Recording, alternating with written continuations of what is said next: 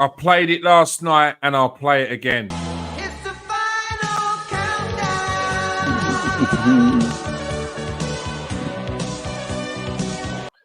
Yes, Arsenal have made it to the final day of the Premier League as they take on Everton, and it means something.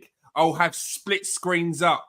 I will be doing a watch along. It will be an emotional day, and I'm hoping it doesn't end in disappointment, but I'm prepared for it because look, the Spuds are playing now, but I'm not expecting much out of it, all right?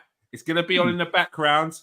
We're going to be keeping an eye on it. We're going to be keeping everyone up to date who's watching right now on the Spurs score as well. But yeah, Arsenal have done well to take it to the final game of the season. I'm joined by Steve, K, and Melvin Marks. How's everyone doing? Fine, thank you. Very good, mate. Thanks. Very good. Very good. I can't lie, I've been a little bit disappointed today. I just said before I came on, my head's been spinning. I saw Sky Sports of all people, an official channel, doing a mock-up of Mikel Arteta with a Tottenham flag. Please do not do that. Please don't do that. And then Arsenal fans doing mock-ups of Arsenal players in Tottenham shirts. What's going on? I completely understand that you want Tottenham to win this game so we can get something from Man City. But cheering this mob on is not going to make any difference. They can't hear you. You're not actually at the ground cheering them on. All right. And when they finally do lose, you're just going to be filled with disappointment, like Exactly. every Don't expect anything. Season upon season. So don't expect it. I'm telling you, the Hammers, they're going to do it. Forget Spurs tonight. Forget that. Exactly. What? Just come over and watch the show, right? Just turn it off. Forget them. Yes. Forget that. Turn it off. I'll have it in the background. I'll be watching with one eye. And then join Kieran on Sunday for the watch along when we win the Premier League when West Ham get what they need. There we go. Simple done. Declan Rice's old club. Yeah, he's on the phone. He's on the phone. There we go. He's on the phone to him. How's everyone doing tonight? Yeah, good, mate. Yeah. Good, mate. Good. You've got to be good, haven't you? You know, we've had a great season. We've got a great side, great manager. We've watched some fantastic football. Yeah. You know, we've smashed all the top teams in the league this season. What more can you ask for, mate? And we just sit back here, relax, and let Man City, go and do all the work. And as I said, we'll just take the Premier League title from on Sunday. Spurs are currently on the attack, and they have a shot. Great save there by Ederson. Absolutely unbelievable save there by the Manchester City goalkeeper from Bentancur. Great start for Tottenham. So what I wanted to talk about tonight is, as you can see in the background, we've got the Young Player of the Year awards. We've got the Arsenal have had players nominated for the Player of the Year as well. So the Player of the Years, we've got Phil Foden in there, Haaland and Isaac, top goal scorers in the Premier League with Ollie Watkins, Martin Odegaard, the captain, the sensation this season and last season as well. He's kept that consistency there, and people probably doubted it. Cole Palmer, not a surprise. Declan Rice, probably one of the signings of the season, next to Cole Palmer as well. But this man in the red, years gone by, I would agree that without even thinking, the man in the red with the ponytail deserves to be in the team of the year. But how have Arsenal not got a defensive player in the team of the year when they've got the best defense in the league? Steve, I know William Saliba, he's been nominated for the Young Player. We'll go into that in a sec, but how has Gabriel not even had a shout? And even when it's brought up that Arsenal have got the best defence in the league, they go straight to Saliba and completely ignore who's probably been Arsenal's best defender in Gabriel. Yeah. I mean, he has. First of all, I mean, we Saliba unbelievable, but Gabriel this season has for me been the best centre back in the Premier League. Without that, and Van Dijk. I mean, what is it? Just like has he just got in there because of the customary Liverpool player? Do you think it's something to do with Klopp leaving, or just that, like you said?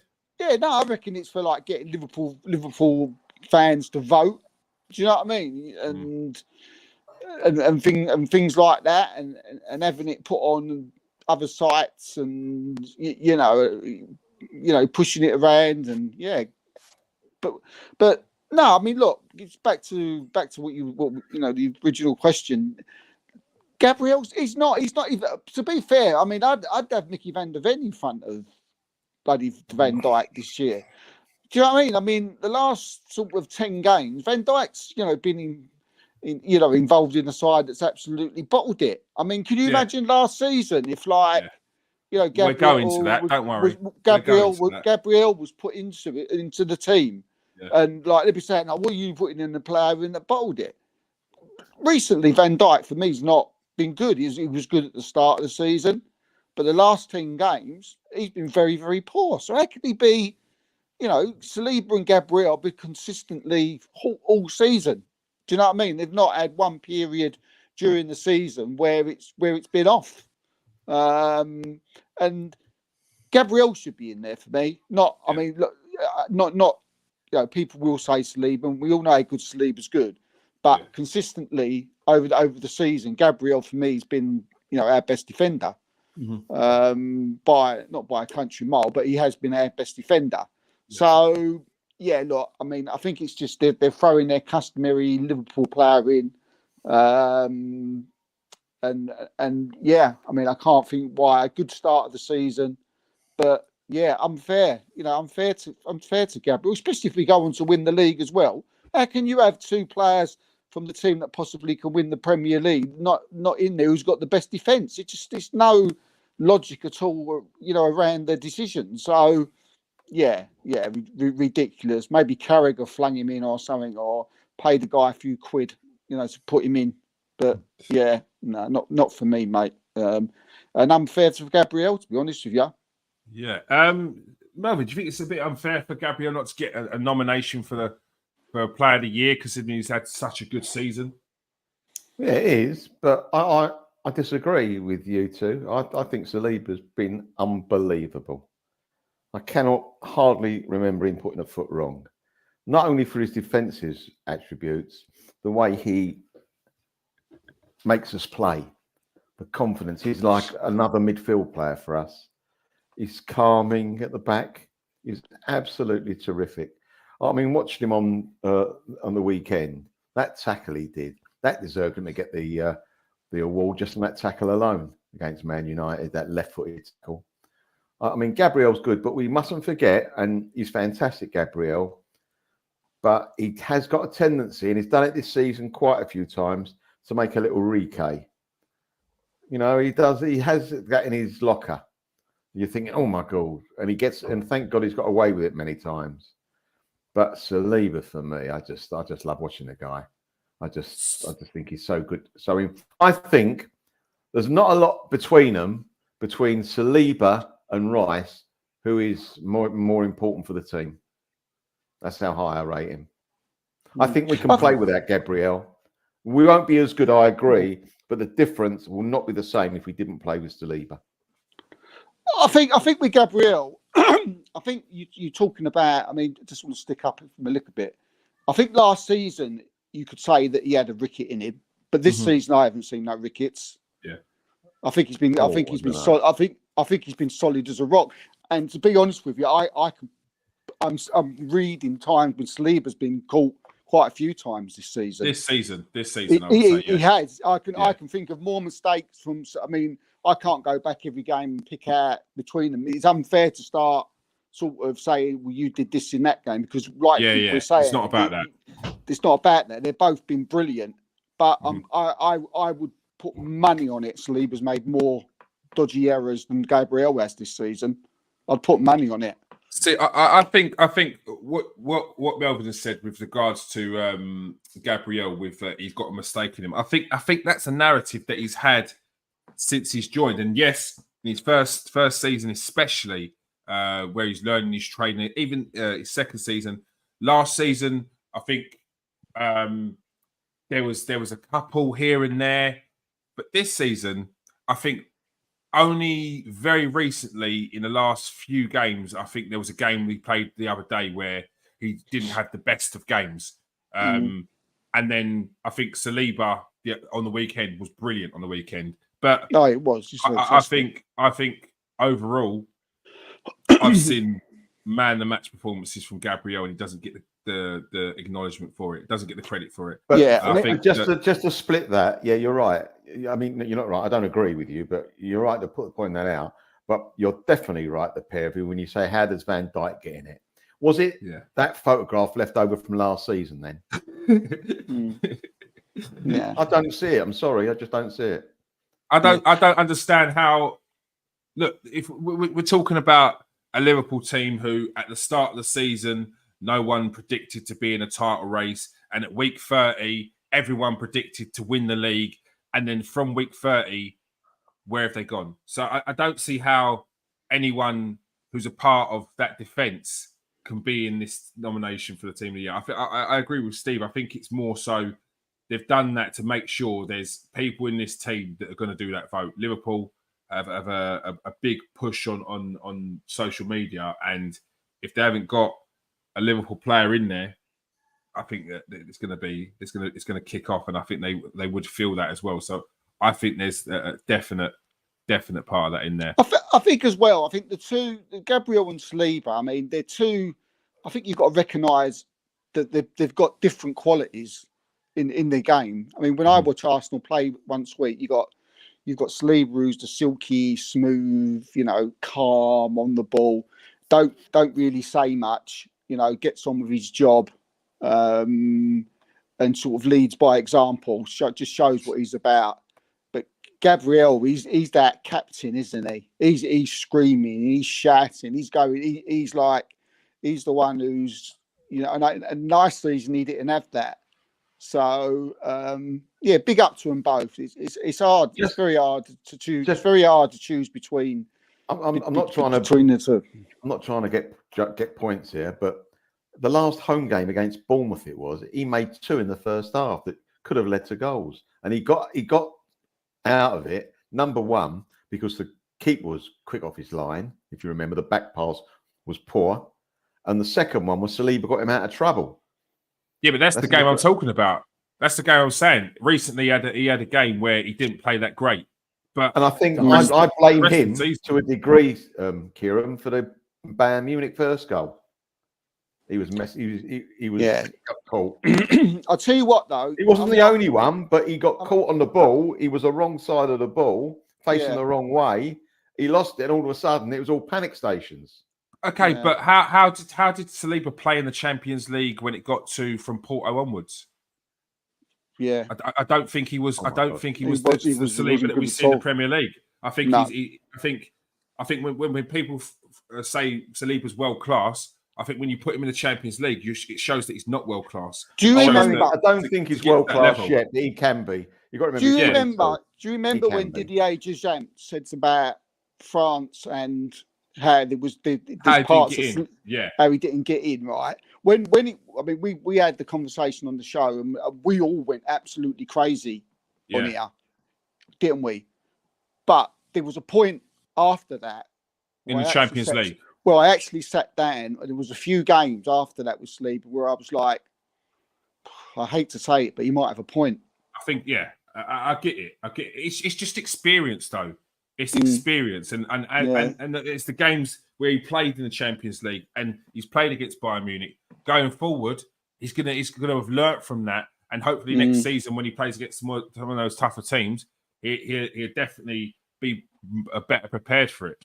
But he's what's he say? We're lucky to have them both anyway. Do you know what I mean? Yeah, we are. Very lucky. Yeah.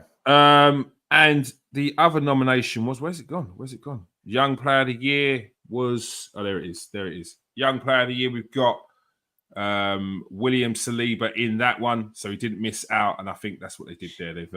They've put him in the Young Player of the Year and not the Player of the Year. So we've got Saliba in the Young Player of the Year and Bukayo Saka as nominations in the Player of the Year as well. Anyone surprised by that, Steve? You surprised by that one? No. I think that's pretty standard, mate. When I see that, it's a bit weird. Like how these ages, they seem like they've been around for ages. Those players in it. Saka, I think it's been in the last 3 or 4. I mean, Ireland, Isaac. Do you know what I Haaland mean? was the It was last year's like, one. it seems Yeah. like they've been around for ages. I can understand like Mainu, for instance. Do you know what I mean? Yeah. He's only just come into it. I think it's 23 in it. Is the oldest age you can be in it. Yeah, apart from him, do you know what I mean? He was like, there's not really any, but the rest of them are like 4 years older. Mhm. So yeah, weird young player of the season. But no, I can't sort of argue with that. I don't think Saka will get that. And You think Palmer? I think it could be Palmer, but it could be whoever wins the league. Do you know what I mean? You know, True. it could be. I hope so. Foden's probably the favourite, you know, to win it, and then probably Palmer, then Saka. I mean, you know, I know obviously Sleepy should be way up there, but the way the people are going to vote, I think that's how it'll go because, yeah. That they seem to be all the names that are in the talk at the moment, don't they? I mean, Isaac as well. Do you know what I mean? For me, he's been absolutely outstanding this season. Again, there ain't much between, you know, to choose between any of them really. Mhm. They've all been brilliant. Mainu's probably not been as good as the others, to be fair. And Doggy's had a good start of the season. He sort of tailed off, and now he's injured. Yeah, but no, not really any surprises there, mate. Who will win? I don't know. Probably Foden. And Melvin, any surprises there with Saka and Saliba in the squad there I think nominations? I think the Man United guy, has he played that many games for him? Yeah, I was surprised by that. Yeah, I think Yeah, it's just the it's a bit hype, isn't weird. it? The hype around Mainu. Oh, I see. Right, because I don't recall him in a lot of games. I watched quite a few. Well, I watched quite a few games, and I don't recall him playing that many games. But there we go. The others, no, you can't. All the others are reasonable, aren't they? I mean, even the Spurs guy, his first he's done season, well. he's been Yeah, terrific. he has been. He really has. I mean, if he was in a decent side, he'd be outstanding. I mean, They have got a decent defence, Spurs though, haven't they? They got Poe on the right, Romero, Van der Ven, and Udogie. Yeah, when you think about it, actually, and Vicario's not been bad this season as well. I like his ball control, very close ball control he's got, and he's strong and he's direct. I think he's a really good player. I think he's playing the shame. I mean, if he was playing for one, he could play in any of the top teams, in my opinion. I really mean that. Yeah. I think Maino's in there. I mean, good luck to him. He's a good player. I think he'll be a great player. You know, well, you know, bit too early for me. He's got. But then again, we say a bit too early. So I don't mind it, Mill. I'm going to tell you why. It's like he's young player of the year, and like I think sometimes they're putting in like 23-year-olds, 24-year-olds for young player of the year. Don't That's tell me wrong. That's wrong. I don't like that. You would have thought. Yeah, you would have. When I meant too young, sorry, I meant he hasn't played enough games, not his age. That's what I mean. Yeah, but a couple of months. 18 years old. That's what I would associate being a young player. You know, not of someone of 22, 23. I mean, what chance? I don't know. Maybe they should give it another name. Yeah, I think Russ makes a good point there. Russ, if you're up for player of the year, you should be up for young player of the year. It's broken. Yeah. Someone mentions it should be called rookie of the year. That's too American for me. Too American. Very American. Well, we've got a few American owners now, us being included, so that might happen. Yeah. Just come out your pram award or something. I don't know. And manager of the year, unsurprisingly, Mikel Arteta has been voted for the second year running for the nomination for manager of the year. Do you think he gets it this year? If he wins, yeah. I mean, I'd vote for him, but obviously, I suppose certainly if he wins the league, he gets it by a country mile. Yeah, I mean, personally, I think he should win it. Do you think Pep gets it even if he does win the league, though? Not really. I don't think so. I think there's a cigarette paper between the two teams now. I don't think there's anything to choose between them. I think if you look at both sides on a whole, there's nothing to choose between them. So you look at the fact that, you know, the up and coming man is now, you know, equaling the master, if you like. So you could say that's a little tick in the right box for Arteta. And, you know, you look at the signings this season, you know, I think Mikel Arteta's, you know, signings have come in and people doubted a few of them. He's had Timber come in, went down with an injury. Havertz, people doubted. He proved everybody wrong. Declan Rice, they was all saying, "Oh, was he worth 100 million?" He's obviously proved to be worth more than worth 100 million. We've changed their way of playing style, and we're sitting top of the Premier League. So for me, yeah, and I think all those managers defend. You always get your token middle of the table one, don't you? Mm-hmm. And I think if you're looking at it, I think Areola is a good shout for that.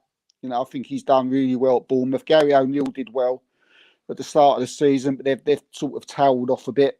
But Carnart Emery's obviously done fantastic. So yeah, can't argue with any of them. Melvin, you think Mikel Arteta gets the nod this year? Oh, most certainly. Unbelievable. I don't know how.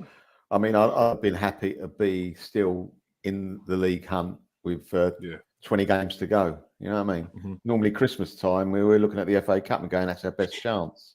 To be, do people actually realise what this team has achieved? The last Sunday of the game, when they kick off at 3, we're in with a shout. That's ridiculous. Come on. Yeah, that's absolutely ridiculous. Yeah. And as you say, Steve, he's made some bold decisions, which I thought were absolutely mind-boggling when he did it. But I'm thinking, why has he suddenly let Ramsdale go down the pecking order? That's another one. Yeah, it's another one. And bring in the goalkeeper is okay, but he's proved that for some reason this goalkeeper has made the team play better, if that makes sense. Yeah, he does actually. You see what he brings to the team when they're a bit like Saliba does. He brings something more than his defensive action. Yeah, I think his actual catching, as the season's gone on, the way he catches the ball, the way he holds onto the ball, the way he plays out from the back. I don't think it's shot stopping. I know a lot between them, Ramsdale, but no, there's not. He's somehow he's found that little bit extra that he's got in a goalkeeper that Ramsdale hasn't to take us on to that next level. I think what he's got, Steve, apart from his distribution and his catching skills, is he's got a presence, more of a presence, in my opinion, and also calming, detriment to him, very calming. But those 2 or 3 inches make all the difference, and he flaps at some of these crosses sometimes. But what he's done that, as you said, Havertz. Who would have thought we'd buy Havertz and say, you know what, he should be in the first 11 every single week? No way. No way. Did you from day one? Are you George Bernard? From day one, did you say that? When he came, yeah. Oh, right. Good luck to you. I don't remember that, but good luck to you if you did. Well, I've told everybody. I was nowhere near it. I was nowhere near it. And watching him play, I knew I was right when I was watching him play for the first 10, 20. I thought, my God, what's going on? Yeah, but I based it on the fact that I based it on the fact of what I see at Bayer Leverkusen. I knew he was a top player, and I was excited to see what Mikel Arteta was going to do. Well, that's another reason, Steve, for making Mikel Arteta manager of the year for what he's done with that player, because he got a shot. Yeah. The guy was shot when he came to us. He was gone. His confidence had been shot to pieces, and all of a sudden, I bet he can't wait to play now. Yeah, so it's funny, It's funny, a lot of Chelsea fans now, they're coming out and saying, well, well, he weren't that bad at Chelsea. He had his moments. Oh, get out of it. We're not saying he was totally rubbish. There were times is that what they're doing now? It was just inconsistent. And this is what we got. But yeah, I mean, I agree with Melvin. I mean, if anything, he absolutely went to. I mean, Dennis Bergkamp went to Inter Milan and was absolutely awful at Inter Milan. Henri, Juventus. But when he come to Arsenal, most people were like, "My word, we got Dennis Bergkamp. You see what he did at Ajax. You see what he does for Holland." People were going, "Yeah, but at Inter he was shit." Similar to Havertz, and and I learned from that. Yeah. I learned from these situations. I'm thinking, right, Havertz, Bayer. Everybody wanted him. Real, Bayern. Okay, he chose Chelsea. Not the right club. Similar to a Dennis Bergkamp. Not the right club. Comes to Arsenal. Starts off bad, just like Bergkamp did. Once he gets into his swing, can't get him out of the team. People should think that. No, I did.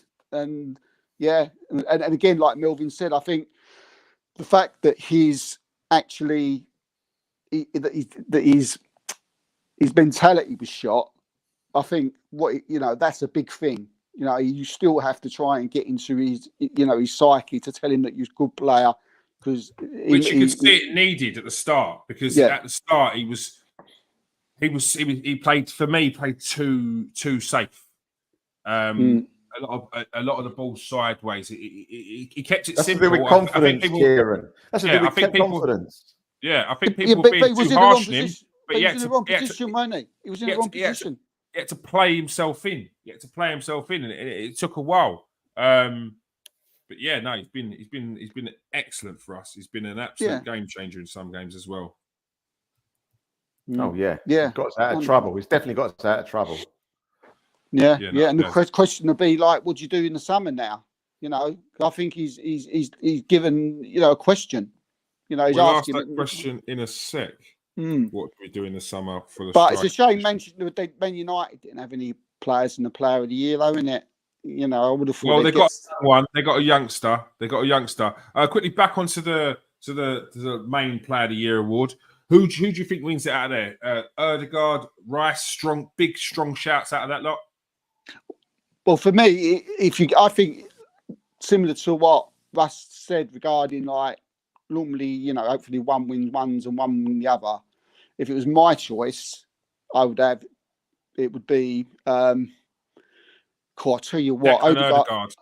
Yeah, but I tell you what, Ødegaard's form in recent he hasn't been bad all season, but from sort of January, the guy's been probably the best number 10 in Europe. I think he's been unbelievable. But Rice has been continuously consistent all year. So for me, it would be Rice. I think he should win it, and if he don't, there's no one in there. Everyone was questioning he coming for £100 million. He stepped up to another level. We knew he was good when he come, and he's turned Arsenal into a better side. So for me it would be Rice and probably Ødegaard and Foden fighting it out for second. All right. Melvin, what would you go for? Who would you go for winning the? I think Player of the Year award. I think again it all depends how we finish in the league, doesn't it? Who wins the league? I think it's between Foden and Rice. Pick the bones out of that. Who wins the league? That probably get it. Yeah, I think I'd probably agree with you, Melvin, and Steve. Ødegaard, if he would have just had, it was just literally, it's about the first couple of months when Arsenal were very quiet, but still winning.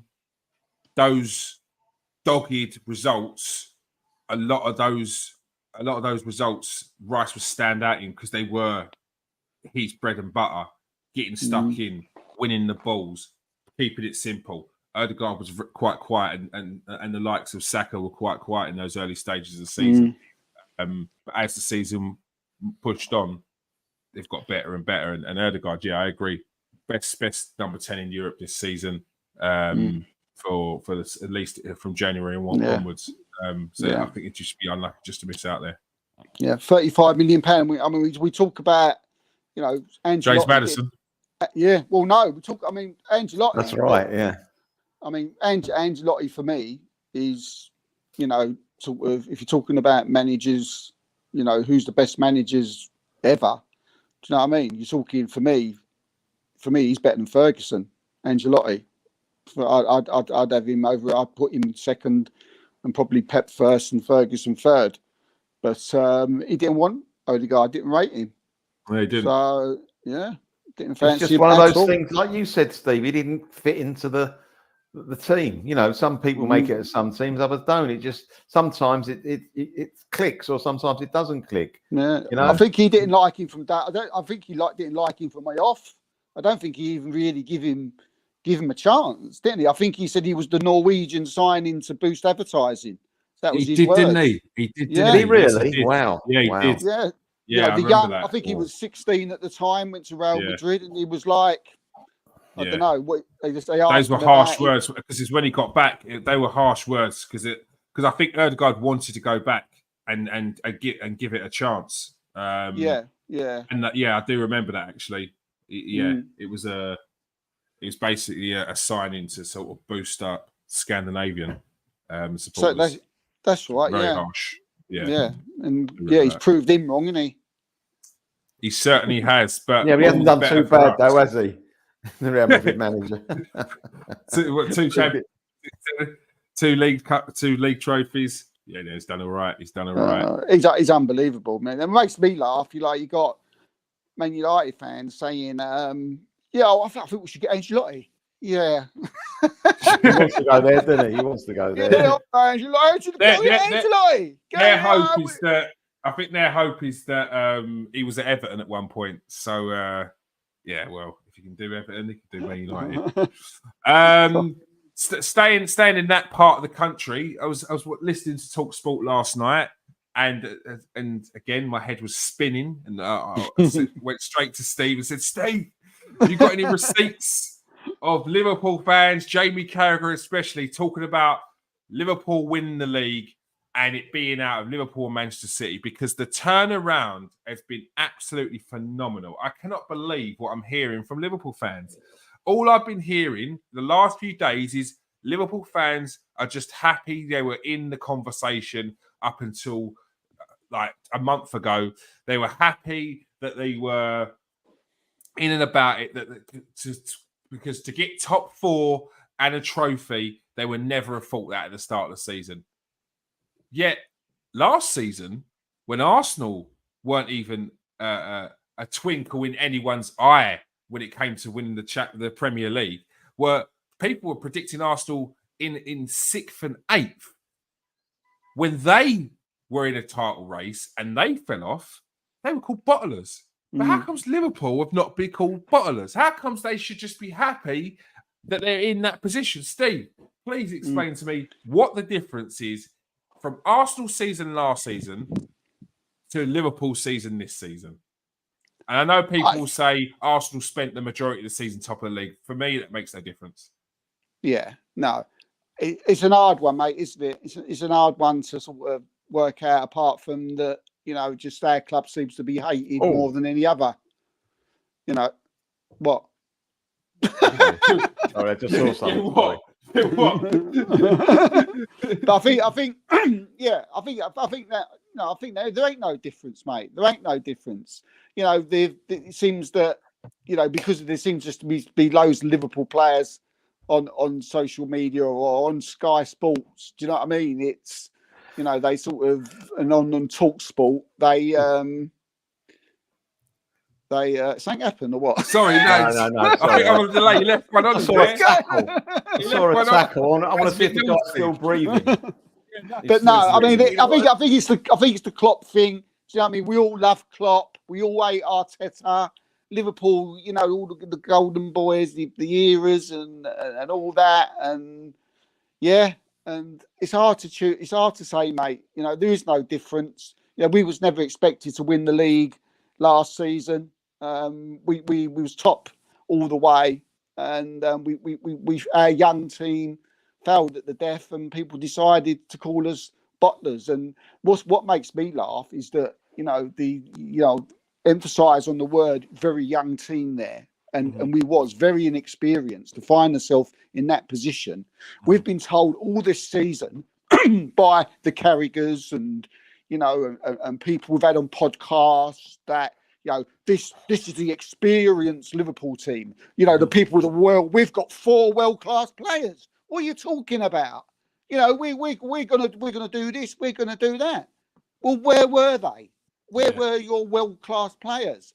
I don't like using the word bottle, right? Yeah, but but if anybody bottled it out of Liverpool this year, right, and Arsenal last year, it's Liverpool, because Arsenal last year was still a team that wasn't expected to win the league. Was a team that was still building.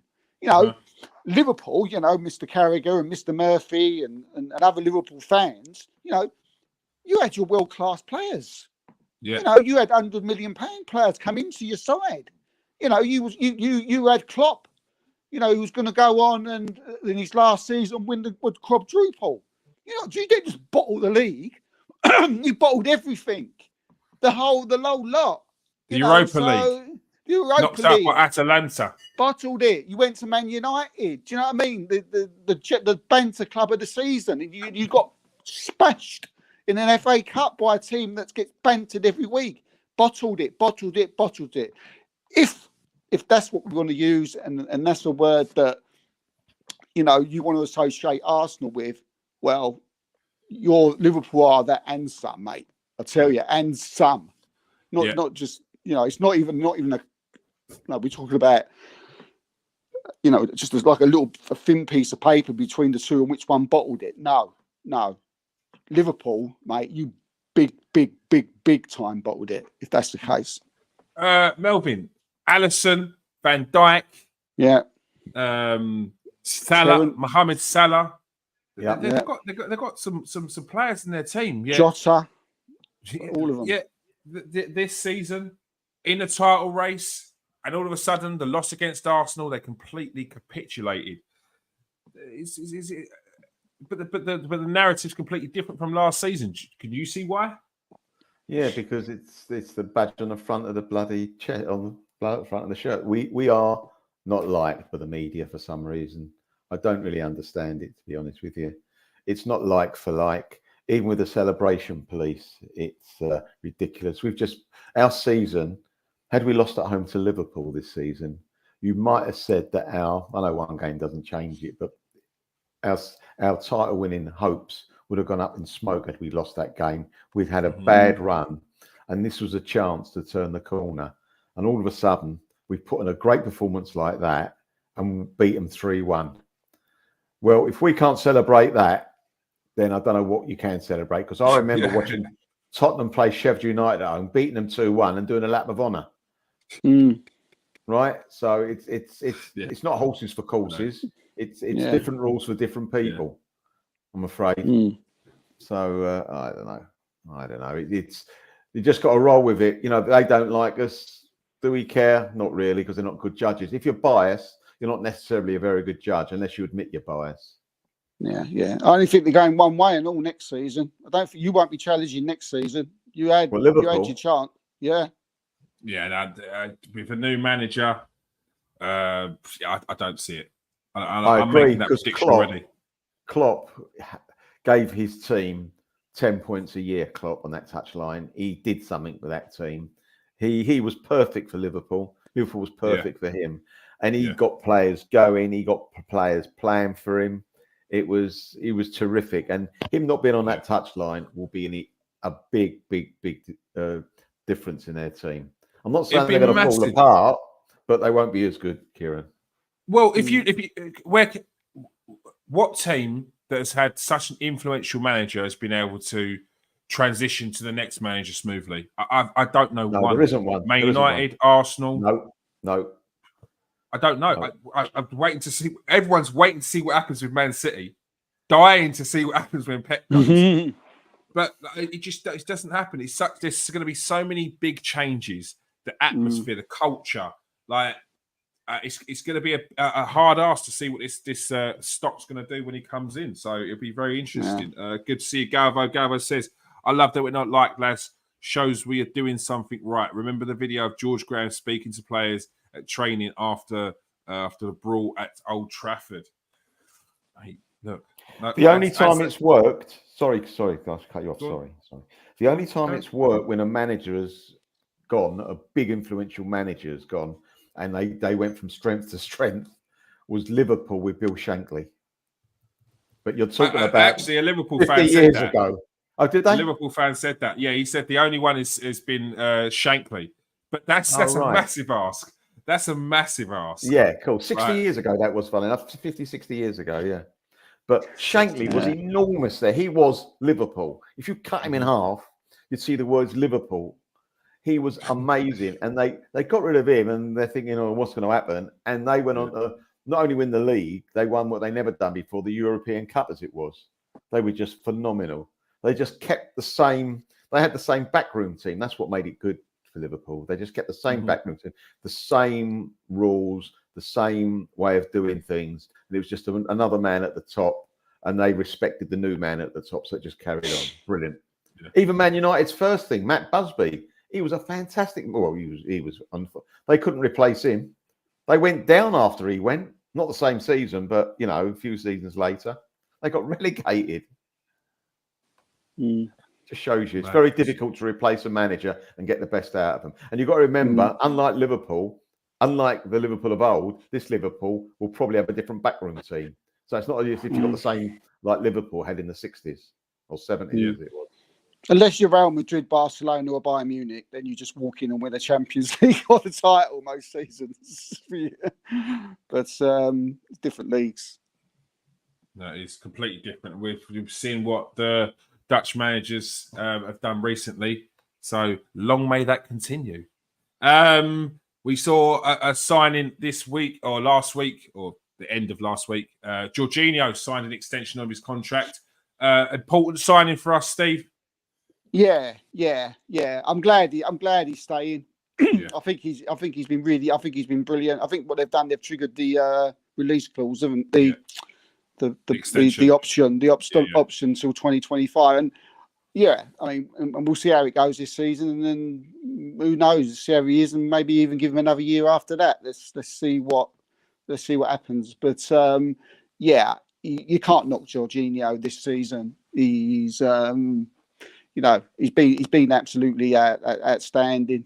He hasn't put, he hasn't let us down at all when he's came in. And he totally deserves his his new contract, if you like. And not only that, he's a good player to have in the dressing room. And an important man to have, and behind the scenes, you can tell he's someone that he's loved by the players. He likes a joke, and do you know what I mean? Everybody seems to get on with him. So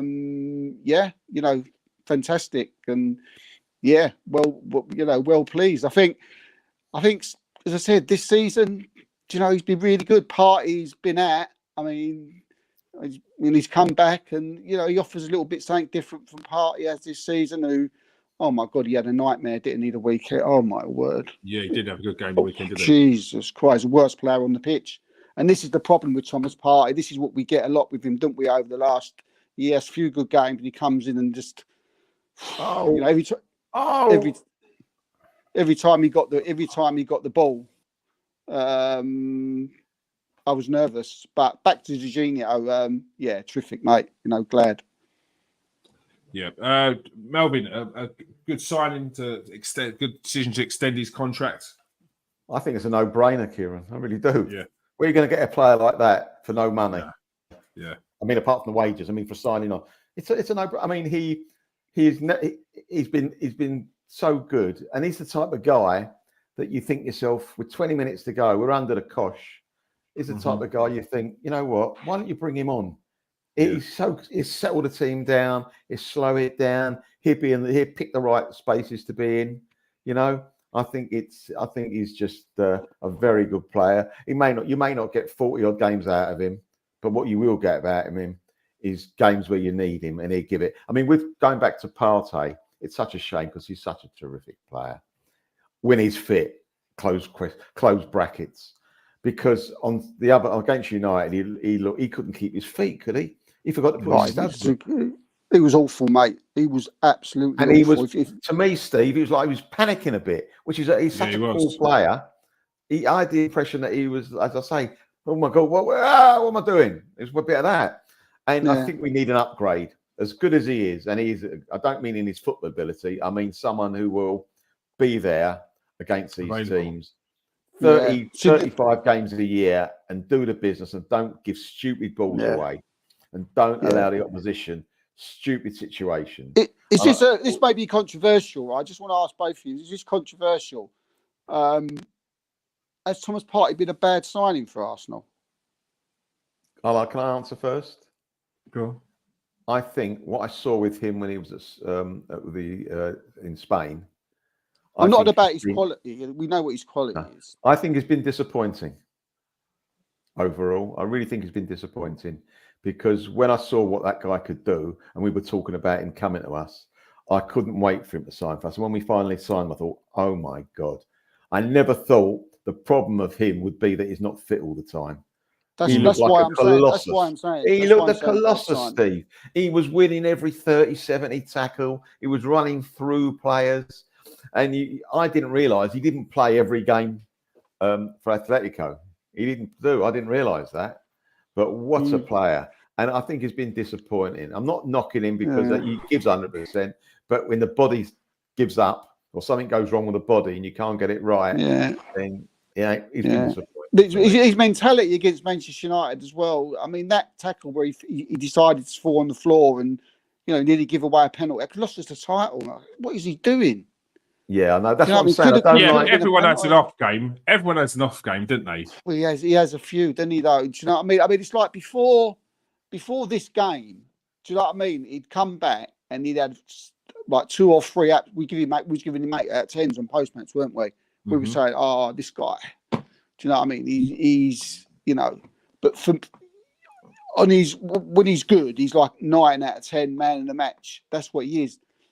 But it's just for me, he has too many of those Man United games, in a season, and it's quite funny, Steve. You say games. He does. He doesn't have a bad touch in a game. In a game, he might have. He does 4 or 5 in a game, and you say, "Oh, he's having one of his games." That's what it is with him. He'll do a couple of things that you're like, "Oh, I've got to give him 8," and then in the next breath, he'll do something like, "What are you doing? Like my 8-year-old grandson could have done better than that. What are you doing, Matt?" Things like that. It's like his mentality's not right somewhere. I don't know if he just feels he's moving on and he ain't. But it's a shame. Do you know what I mean? I don't. Because on his day, he's up there with the best in the world, but it's just not enough. What do you think, Kieran? Do you think he's been? What do you think? Yeah, I don't think it's a bad signing. I'd probably use the word disappointing in terms of the expectations. Yeah, it's more the word I'm looking for. Yeah, the expectations that we had of him. It's injury. It's the injuries. I think in his 3 seasons here, he's probably had about 50% availability. He's been out for a large proportion of this season. He was out for the end of last season in a time when we really needed him, and he wasn't great in the first season when he was here, adapting to the style of play in the Premier League. So, yeah, it's been more disappointing because we have seen some absolutely brilliant games. The last season we were arguing whether who was the best defensive midfielder in Europe out of Thomas Partey, Rodri, and Casemiro. Yeah, and Rodri is an absolute is a worldie, and Casemiro is in his first season in the Premier League was carried on where he left off at Real Madrid. So it's been disappointing, and it's that's the word I'm looking for. Bad is the wrong word. Yeah, it is time to move on because we need someone who's going to be available for every game. Similar to it's just like you can mirror the same. It's literally the same. The exact same situation with Kieran Tierney. Them two are mirrored. Yeah. Do you know, for me, and it's both injuries. I love both of them. They're both fantastic players in their position. If fit, they're probably starting every week for Arsenal now. Tierney could probably be even the left back for Arsenal now if it wasn't for injuries. Do you know what I mean? Once you get into it, but exactly. But again, using bad. That was a bad word saying he was bad. But both of them just really disappointing signings, and at the end of the day, which is really sad because they're top players when on form. Yeah, good to see you back, Cheapo. It's been a while. So long since I've been able to watch you guys live, and I hope you're good. We are good. It's good to see you mate. again. Thank you. It's been disappointing. I thought he would be at Essien. Yeah, I think that's a very good comparison. Michael Essien, Premier League legend. Half time at the game, Tottenham versus Manchester City. A few chances gone but either way, but nothing really happening in there. A couple of rough tackles, yellow cards going about. But yeah, we'll keep you posted on that game as well. It's not. You can't have these interruptions. Are no good, are they? This type of. We spoke about it earlier. Kai Havertz has had a brilliant season, and in the latter part of the season, he's been playing up top. what would you do come the summer, Steve, with regards to that position, the centre forward position? Because many people have said Arsenal needed a goal scorer. They are few and far between in and around Europe, but then people would point to the likes of Ollie Watkins, Alexander Isak, who have all scored 20 or 20 plus goals in the Premier League this season. So, what would you do in the summer? What a question! I mean, it wasn't even like it wasn't even a question, wasn't it? At the beginning of the season, we just thought we need a striker. Do you know what I mean? Because to sort of help Jesus out, and now we're talking about Jesus can't even get inside. We're looking at him as someone that we want to stay as to be a top squad player. How things have changed. I put myself in Mikel Arteta's position, and the way I would look at it is that he's definitely going to have to make a rethink because of what Havertz gives the side and how better he's made us, and also with the assist that he's got and the amount of goals that he's scored. So for me, do I start with someone like Havertz next season? At this moment in time, I'm going to say yes. I would keep Havertz in that position, start him as our centre forward, and bring in someone and keep Jesus as well. I don't want him to go. I don't want to be sold. I think he should be kept in the side, and also bring in someone similar to Havertz, so we can rotate. And when we can bring Havertz off and bring someone on who's sort of like for like, for him, someone like a Benjamin Sesko, for instance, or a Gurikis, who can do jobs on the right, on the left, and down the middle.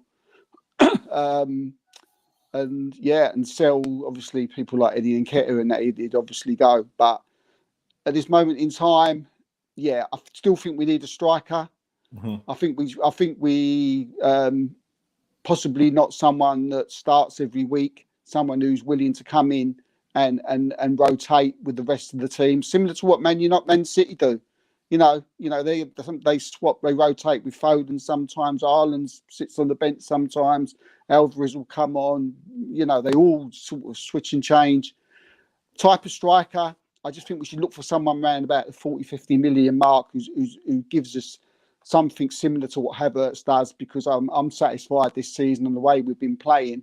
And I think that's the way we've been playing this season. I think that's the way to go forward next season. So I don't want to see any Osmans come in. I don't want to see any Tonys come in, the like one-trick ponies, as good as they are at what they do, because I feel that would just mess up the whole system then. Do you know what I mean? We wouldn't see what we're getting with Odegaard. We wouldn't see what we're getting with Saka and Rice. I think what Havertz down the middle there has really sort of brought out the best of the players around him. And if you're going to bring in another striker and start all over again, then you've got to see if he fits in. And I don't want that. I don't want to see if he's someone to fit. I don't think we need to. But I do think we need to bring someone like I keep saying his name, Benjamin Sesko, 40-50 million, sort of a Havertz clone, if you like, can score goals, scores a lot of goals. And I think he would be the type of player that would come to a club like Arsenal and be like, be part of the process going forward. So, but for me, I'm at this moment, I think Havertz has done enough to start next season. All right. Let's quickly go to the comments. I saw a comment there from Sheepo. He says, I'm shocked Havertz is becoming my favourite player. I would buy a striker from Sporting Lisbon and sell Nketiah. Victor Gyökeres is another player that Steve's already mentioned. A lot of money are looking at. He's got a release clause, hasn't he? 100 million, 100 million release clause for Gyökeres. Championship for Brighton, former Brighton and Coventry City striker Gyökeres, now absolutely smashing it at Sporting Lisbon. Melvin, what would you do in this situation? Havertz is playing well, but do Arsenal need other options? Eddie Nketiah's looking like he's going to be leaving in the summer. If Eddie's got to go, in my opinion, he's just he's taken up a shirt. But I think, and we get decent money for him. But I know what Mikel said in the week or last week, but I cannot see Jesus has got a future with us. I really can't. I think the last few months he's really, really been poor to watch. I mean, even when he came on the other day, he just can't do anything. I mean, he's come on substitute. What, the last 6 times he's probably come on a sub, and he's absolutely miskicked the ball. He's been in the wrong situation. He dribbles it, and I mean, he was last season top notch, and he has gone down so much. So I think if you're saying to me, we can get someone for 50 mil that can put the ball in the back of the net instead of him, I'd have him, because at the moment, again, he's not doing it for us. We can hope that he does it, but it doesn't look like he might turn the corner again. It might. He seems to have lost a little bit of that little bit of pace. So I don't know. He used to play so well with the rest of the team, and now he doesn't. He can't find a pass. But would you sell? Yes, I'd sell him to get a £50 million another guy to put the ball in the back. Then you haven't got the problem with Havertz up front. You can swap it over a bit. That would give you the swap over. But there's something I want to ask Steve about. I saw a guy last week that I wasn't aware of. He plays for Holland at centre half, about 18, 19 years old. Do you know Ajax, Heto. That's Heto. it. Yeah. My God, is he as good as he looks or what? I don't know. Do you know anything about him, Steve? No, I know they're interested. Arsenal are interested in him. Wow, he looks. Apart from that, not much else. And I know. I know Arsenal want looking at him. I'd like to see us get him and put him in cotton wool for a couple of years.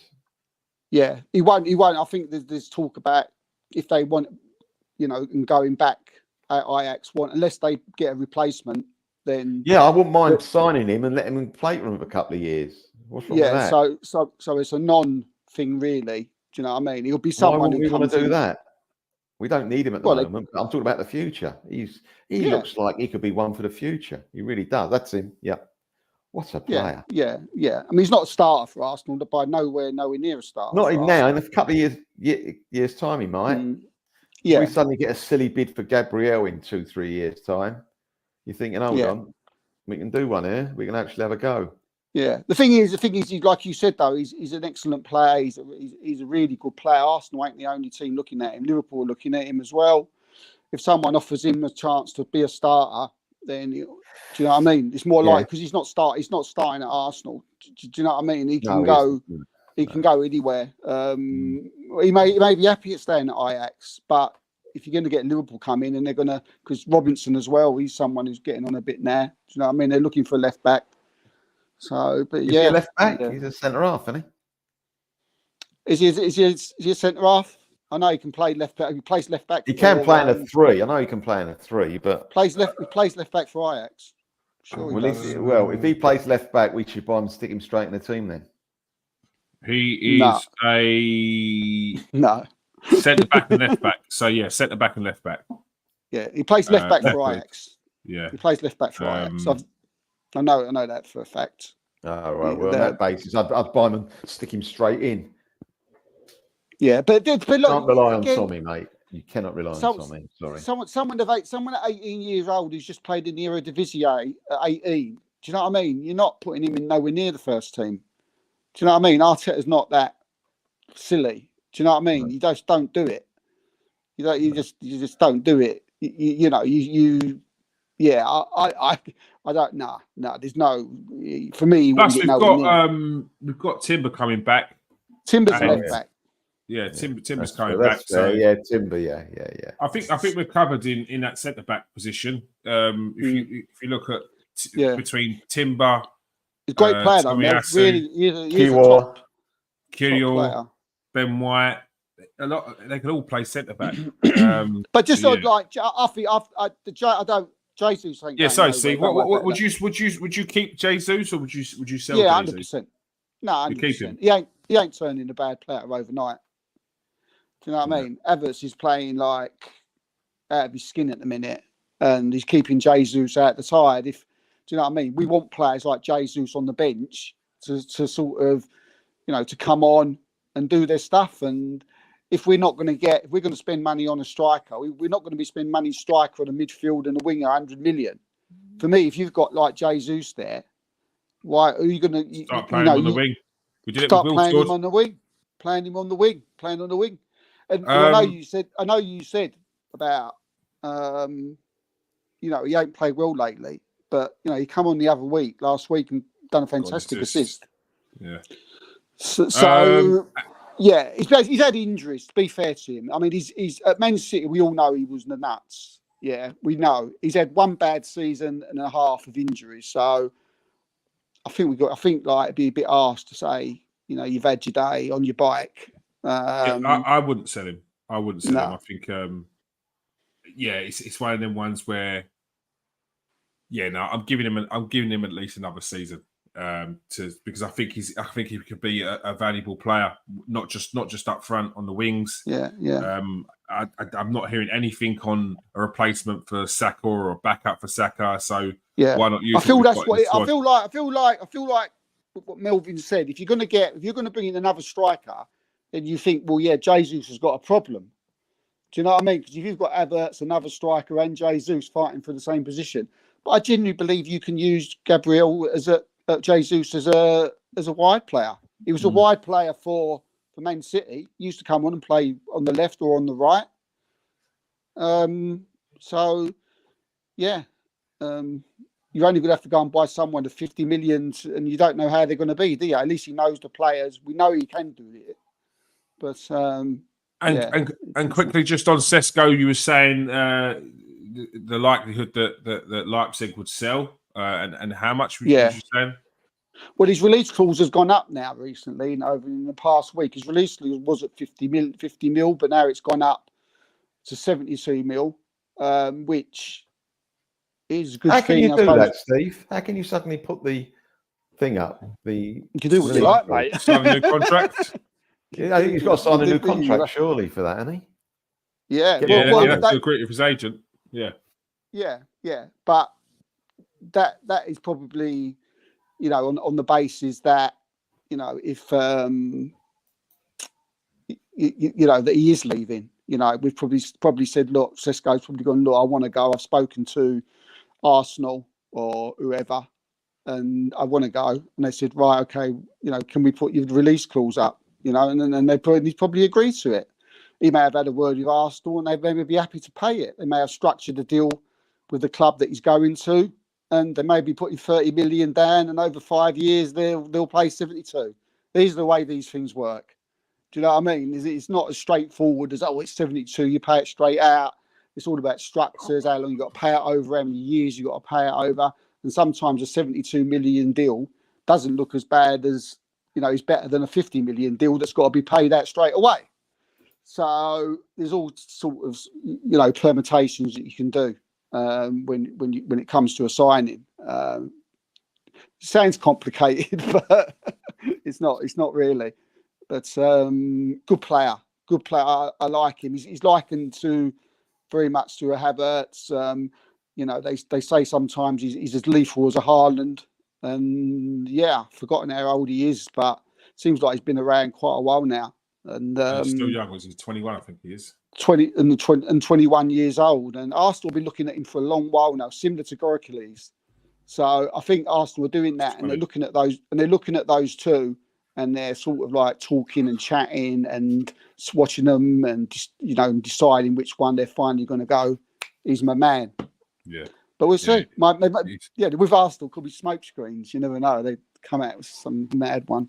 He turns 21 at the end of the month. We'll just go to a couple of comments here because it's on this topic. Russ says he'd go for Ollie Watkins, proven Premier League striker. Sheepo agrees with Russ, and he says it was was there talk of Jesus going for an operation in the summer to sort himself out. Left out the Copa America squad, hasn't been right since his injury. Lacks a burst of pace. I think Watkins, Watkins, great player. I mean, he's been fantastic this season, isn't he? Arguably the best striker in the Premier League. You know, you could. But what you got to look at with people in the comments with Ockwins is his age lets him down quite a bit. You know, he's going to want a big contract. You know, on a final because he looks very young, doesn't he? But I think he's about 29 years old. So paying like 100 million, 80 million for him, which is what Aston Villa you would need to pay for him to go. I think you could sort of start looking elsewhere. Yeah, the thing is, I know Ollie Watkins has got a lot of fans out there, but it's just not the profile that Arsenal sign. I think we should learn from. I know Aubameyang scored goals with Arsenal, but it's just not the profile that Arsenal signed. If Ollie Watkins was 21, 22, 20, even 23, yes, even 25, but he's 28. It's just not. I would move on from that massively. Arsenal ain't buying Ollie Watkins the same as they were never buying Ivan Toney. It's just paper talk. It's an easy story to spin because Arsenal need a striker. Someone scores 20 goals. It's easy to spin it, and you'll get that until he turns around and says that he's not going anywhere and he signs an extension. He says he's going to stay with Villa for life, because that's what I see. Ollie Watkins for me is a Villa level striker. That's him, and he should stay at Villa. I don't see the point in him going elsewhere. Man. Isaac is more of a better profile for Arsenal. Yeah, definitely. But it'd be big money. Big money for Isaac. It's the same thing, big money. If you've got a habit to score you 16, 18 goals a season, right? You need a certain. You don't really want to go and buy another £100 million one. Yeah, it does. It's not sensible business. Do you know what I mean? It's not. It doesn't make a sense. You need to go. You need to go and buy someone who's like about 50 million. Yes, you do. And for all those people out there with your Tottenham tops on, what a shame. All those people out there with your cockerels painted on your face, how silly do you look now? Because this is always going to happen. All right. So in future, learn, listen to your elders. Don't support Spurs, no matter what. All right? No matter what. All right. On that note, thank you for joining us tonight, people. Thank you for joining us in the comment section. As always, good to see you back, Sheepo. Hopefully you join us again next week. Good to see you there, Galvo as well, and Russ. And yes, thank you very much for joining us. Thank you very much for everyone who's joined us from Twitter, from YouTube as well. 545 people currently watching. So come over to KS1 TV on YouTube. Come and smash that like and smash that subscribe button. We really appreciate it. Absolutely. We want about over 100 likes from this show. If you get that, we'll win the title. If you're not going to like it, we got no chance. Yeah, we'll do that. We'll do it YouTube though. So come if over, you want Arsenal to win the title, you'll subscribe. Just give us a like. Give us a like and give us a subscribe. If you think we're going to win it tonight and Tottenham are going to come back, give us a like. Yeah. Right. If you think we're going to win it on Sunday, subscribe. Give us a subscribe. Give us a subscribe. If you just love the channel, just do both. Yeah, and press share. Press that copy button. It all counts. It all helps. It all makes a difference. All right. Thank you for joining us tonight, Steve and Melvin. Cheers, mate. Thanks very much. Thanks, Kevin. All right. Peace out, people. Stay safe and wash your hands.